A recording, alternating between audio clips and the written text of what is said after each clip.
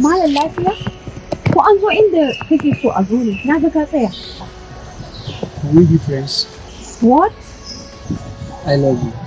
Are you okay? Kana makaho ta yaya za ka kula da ni yadda ya kamata? Kulawa da ke ba shine abin da ba. Amincewa ki kawai nake bukata. Zan baki kulawa fiye da yadda ba ke tunani. So, Allah ya ce dai ka so mai son ka. Saboda haka na amince.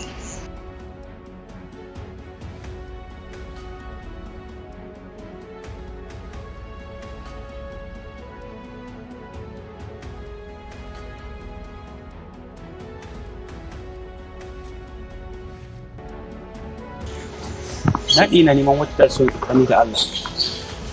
Sai yau na haɗu da ke. Suna na Fresh Ajebo ɗan sanatuwa mai.